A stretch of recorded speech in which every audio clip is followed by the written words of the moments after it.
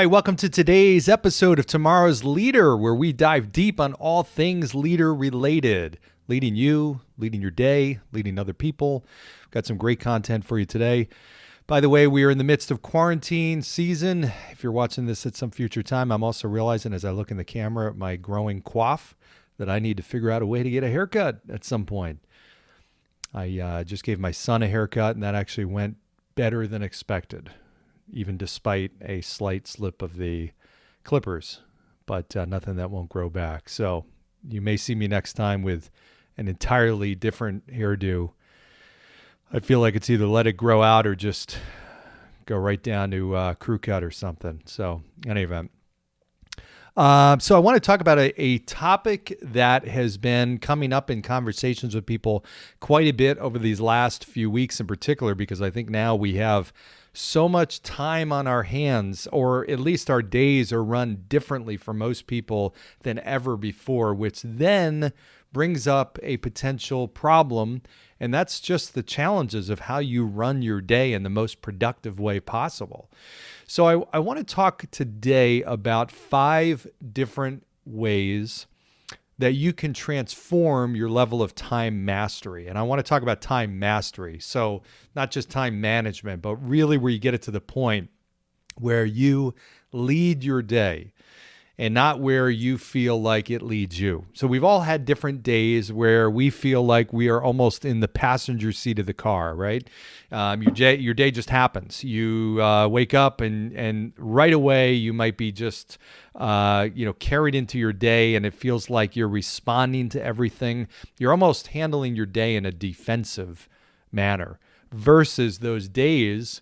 And by the way, those days where we feel like we don't have any control, they're never productive days. We get done with that day and we feel like it was a waste. We can't even pinpoint really what we got done, even though we felt busy. It wasn't really a productive day. You know what I'm talking about? Everybody does. Of course, we've had those days.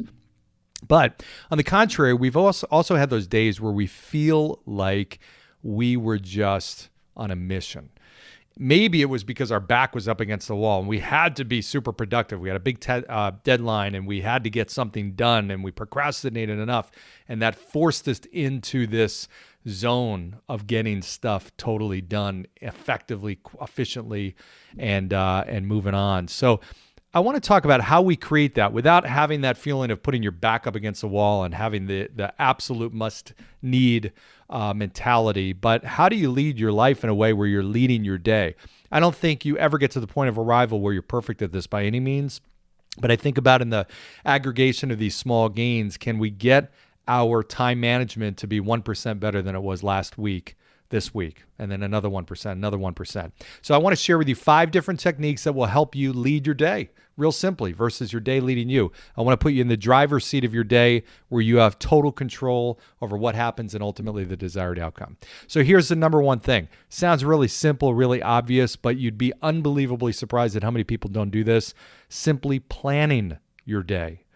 Okay, so I mean actually having deliberate thoughts and planning and writing out your day. That's what this looks like to me. So that's the difference between making a decision, because when we go into a day, we're all making decisions, right? We have thousands of decisions we make in a day. And where we are today in life is a culmination of all the decisions we made in the past umpteen years that we've, evolved.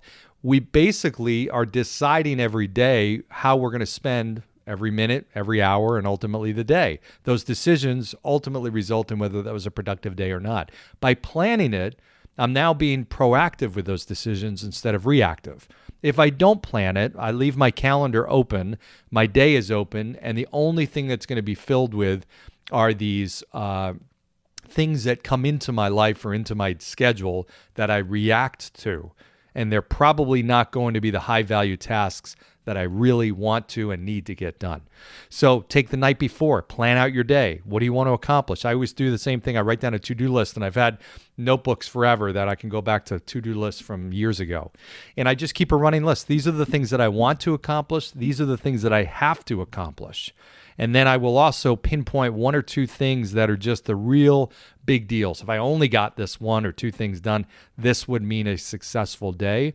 And that's my way of prioritizing. It's also my way of planning. And we'll talk about some of the other things in a minute that I do to plan your day. But simply, I don't care if you do it in the morning, before you start your day, or at night.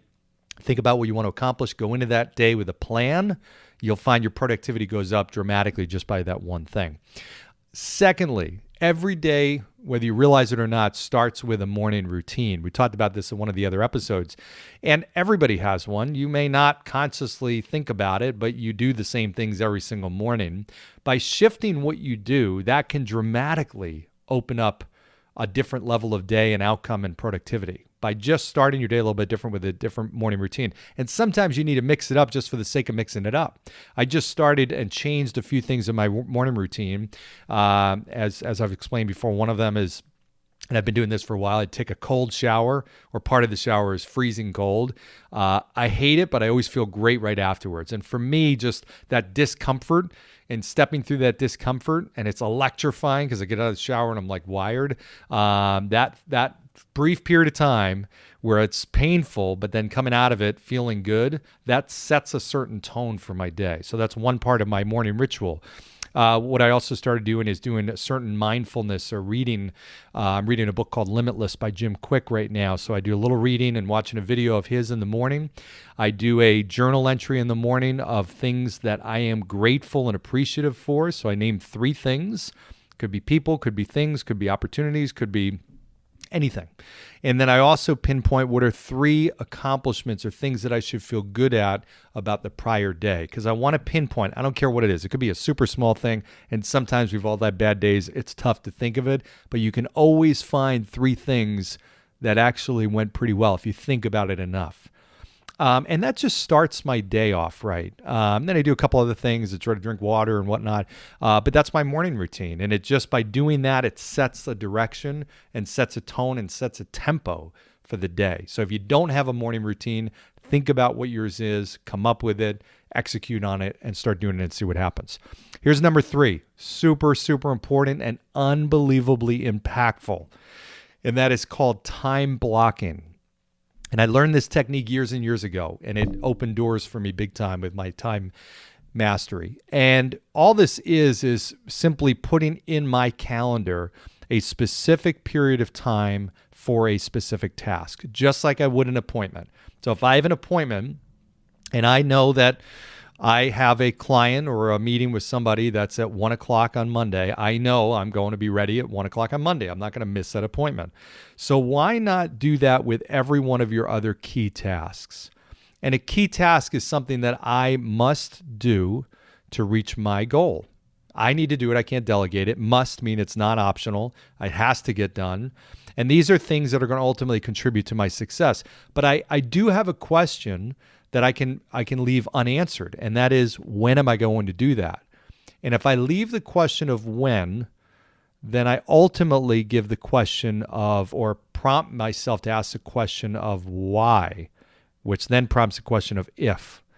Meaning that if I don't put it in my schedule, the chances of it not getting done, that's the bottom line, is much, much higher. If I put it in my calendar, I know I'm going to get it done. Here's the other thing.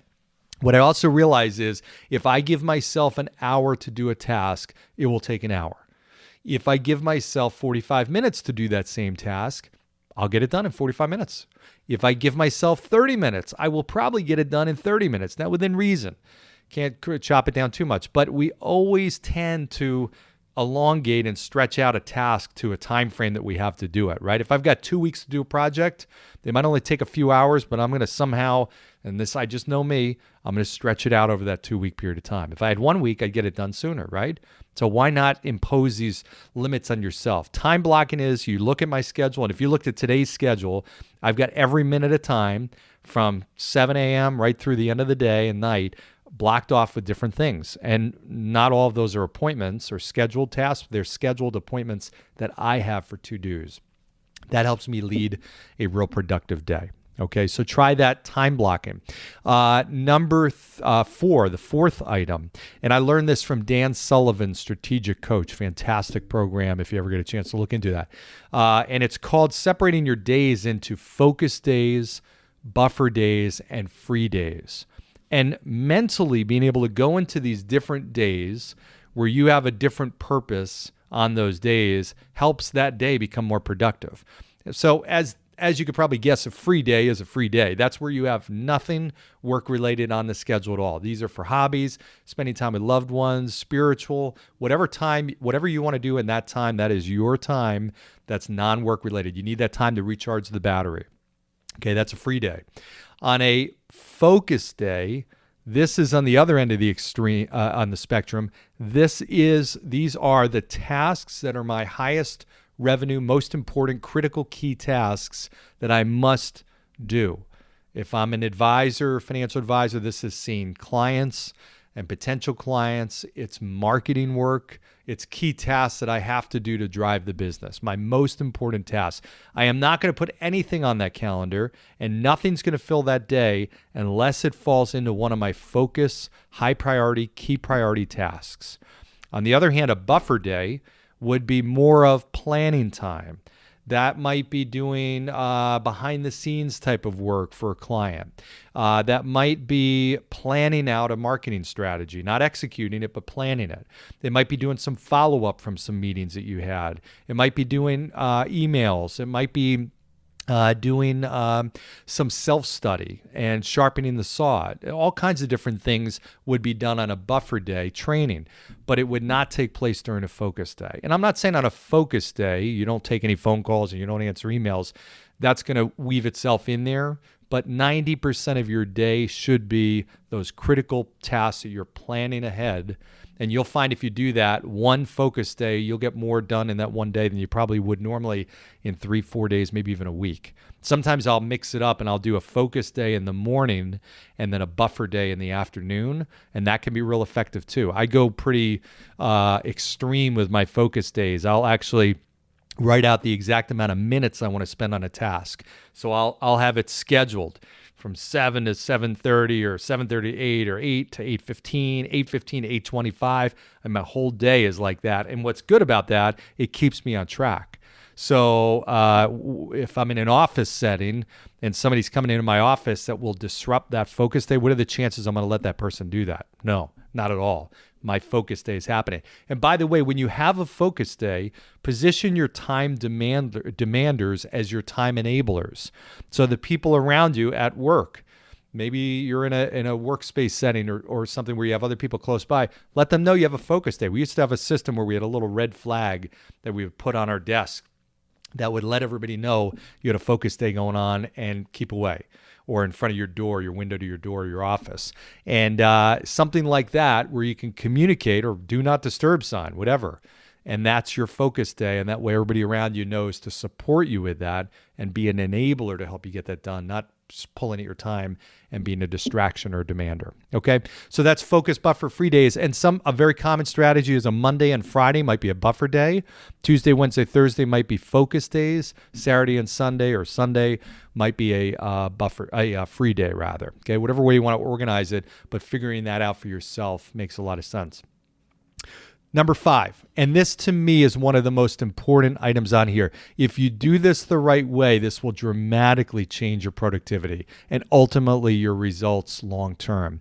And that's thinking about the concept of return of investment of time. Okay, I can always make another dollar. If I waste money or I make a bad decision, I can always make more money. I can't make another minute. Okay, so just think about that. I can always make another dollar. I can't make another minute. I can't recreate time. How I use it, it's use it or lose it. I cannot get that time back. So as a really smart business owner or anybody in life that wants to have high levels of success, I've got to think about, is what I'm doing right now the best value of time? Is there a purpose to what I'm doing that's going to contribute to my short and long-term goals? If it's not, then maybe I shouldn't be doing it. So one is the concept, am I doing the right things? Okay, is this task really going to be high value in terms of what my long-term goals are and what I'm trying to accomplish? But that's just part of it, is the what. The real essence of this is when you get into thinking about how you structure your day to get the highest return of your investment of time. So for example, we all know we're better at different periods of the day for different things. We might have times in the day where we're better, our minds are sharper. We might have times of the day where our personalities kind of come out better. We have times of the day where we are maybe even better at, physical stuff, so working out. I know for myself, different times of the day, I'm going to be better at working out than others. And some points I'm not. I know if I work out in the morning, it's going to be a different workout than if I work out at night. So why not position your tasks when you're most effective? And I think about somebody like Jeff Bezos. Jeff Bezos starts his day at 10 o'clock in the morning, his work day. He starts his morning, he putters around the house for a lot of time. I talked about this in one of the other episodes, but his most important meetings are at 10 in the morning, and that's because he knows that's when he is the sharpest, right? He knows that the most important meetings he has between 10 and 12. Okay, it's more productive, the same amount of time, than if he were to have it at 5 at night when his mind is not as sharp. That's a great example. So think about, how do you structure your day in a way where you're doing the tasks at the right time of the day? Okay, when are you sharpest mentally, whatever. But the other piece of this, there are things you can do that can make it more productive. Again, I use the workout example.